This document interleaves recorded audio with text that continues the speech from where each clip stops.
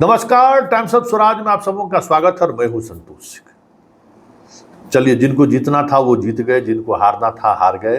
लेकिन हम मीडिया वालों का काम है विश्लेषण करना, जनता तक पहुंचाना कि आखिर क्यों हार हुई, जीत क्यों हुई।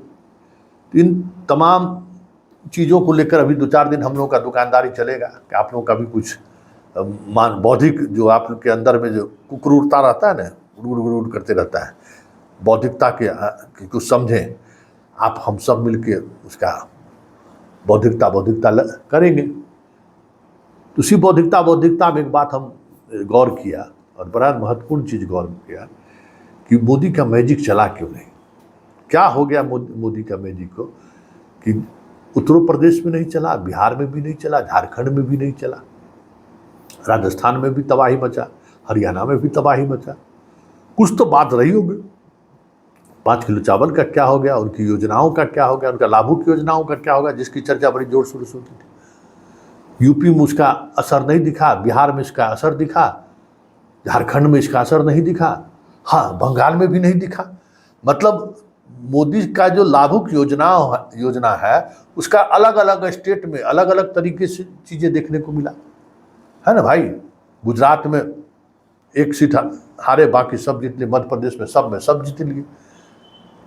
तो अगर लाभुक योजना ही आधार रहता तो फिर रिजल्ट तो एक जैसा सब जगह होना चाहिए। बिहार में क्या नुकसान हो गया।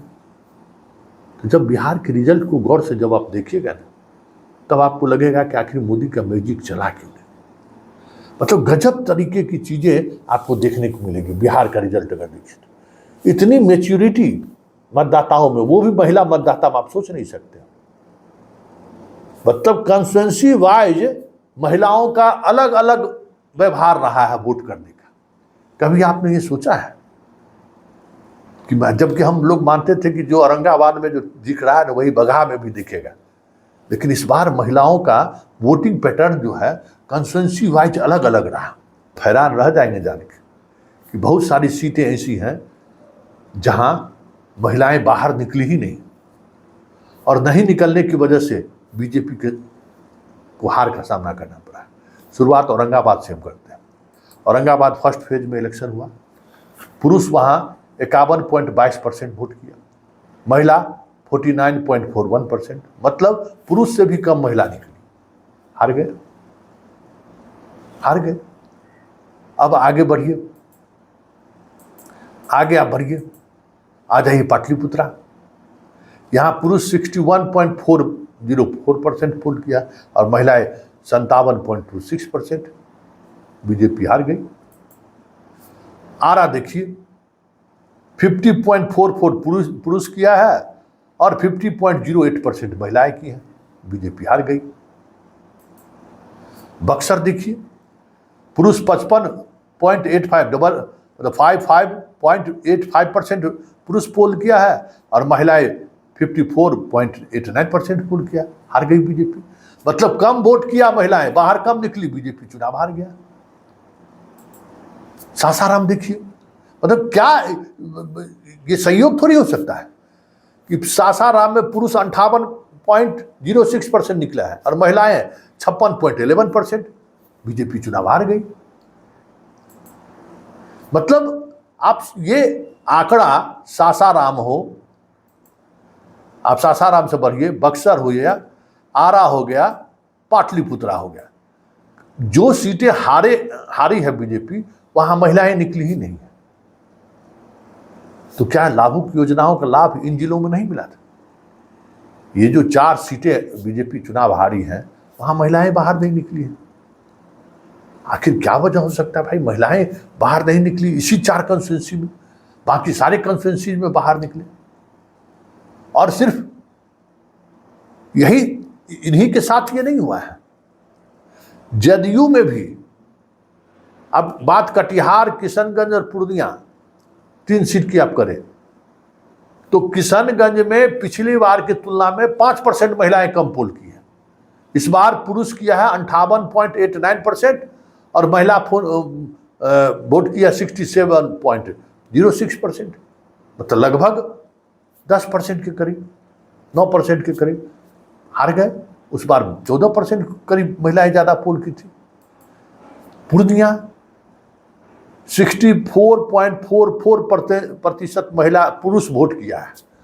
और महिला मतलब ये आंकड़ा इसको शुद्ध कर लीजिए, 60.44% मतलब 60.44% पुरुष पोल किया है और महिलाएं 65.89%, मतलब 4-5% के करीब जो है सो महिलाएं ज़्यादा वोट किया, जबकि पिछले बार 10% पोल की थी।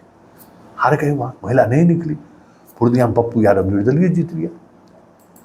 कटिहार में देख लीजिए यही स्थिति रही, 58.86% पुरुष और महिला 69.6 पे हम चलाए थे। तो ये जो सिचुएशन है, ये सिचुएशन क्या कहता है कि जहां महिलाएं नहीं निकली वहां बीजेपी चुनाव हार गई। और जिन जिन सीटों पर वो चुनाव हारी है, आप औरंगाबाद, पाटलिपुत्रा, आरा, काराकाट और बक्सर, काराकाट में तो नहीं, सासाराम, 5 सीटें हारी है ना बीजेपी। सासाराम में महिलाएं नहीं निकली, औरंगाबाद में महिलाएं नहीं निकली। क्यों नहीं निकली? जब इस पर हमने बात की महिला संगठन से जुड़े हुए, जो ग्राउंड जीरो पर जो लोग वोट के दौरान मौजूद थे, आंगनबाड़ी सेविका के नेता, जीविका के नेता, उन लोगों से हमने बात की कि भाई ऐसा कैसे हो सकता है कि सभी जगह महिलाएं निकलकर बीजेपी और जदयू को वोट किया और ये 5 कंस्टिट्यूंसी में क्यों नहीं निकली।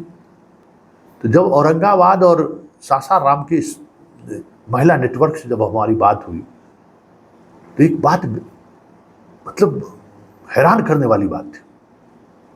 रोजगार को लेकर महिलाओं में खासा गुस्सा था। आरा में फोर्स के सबसे ज्यादा सेना वहां रहता है, सेना में सबसे ज्यादा लोग बहाल होते हैं उस इलाके के। अग्निवीर योजनाओं को लेकर हर मां के अंदर में गुस्सा था, लेकिन वो गुस्सा ईवीएम पर प्रकट करने के लिए उनको संकोच हो रहा था, तो वो वोट ही गिराने नहीं गई। बक्सर की महिलाएं भी यही बात बोली कि ये जो आरा, बक्सर, सासाराम का जो इलाका है, इसमें बहुत ज्यादा लोग सेना में हैं और उन्हें ये सरकार का ये योजना पसंद नहीं आया और इसने खिलाफ में वोट कर दिया। औरंगाबाद में भी यही है। तो एक योजना का कितना असर महिलाओं के उस पर पड़ा, ये बातें छन कराई। ये तो हम लोग सोचे नहीं थे भाई। उत्तर बिहार में तो बहुत कम लोग सैनिक में, लेकिन इधर आपको आरा, जहानाबाद, सासाराम, बक्सर, ये सब जो इलाका है, काराकाट का जो इलाका है, इसमें घर घर में लोग सेना में है, पारामिलिट्री फोर्स में है। तो वहां की मां का गुस्सा का शिकार होना पड़ा भाजपा को, और इस वजह से भाजपा को इतनी सीटें गंवानी पड़ी है। ये ग्राउंड का रिपोर्ट। और किशनगंज, कटिहार और पूर्णिया में नीतीश की जो जिद थी ना, उस जिद की वजह से महिलाएं बाहर नहीं निकली कि उसी उम्मीदवार को हम थोप रहे हैं। और पूर्णिया में तो अलग बात महिलाओं ने बताई कि पूर्णिया में वो सारी चीजें खत्म हो गई। एक ही चीज रहा कि पप्पू यादव को बहुत लोग सता रहा है, इसलिए पप्पू यादव को दे देते।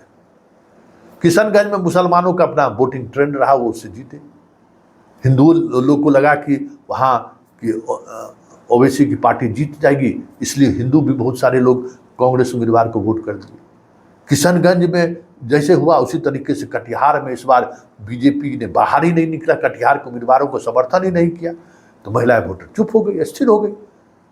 तो ये ट्रेंड दिखने को मिला है कि एक अग्निवीर योजना को लेकर मां उन तमाम लाभुक योजनाओं को तिलांजलि दे दी और ईवीएम पर जाकर या तो इनके खिलाफ वोट किया और नहीं तो फिर निकली ही नहीं।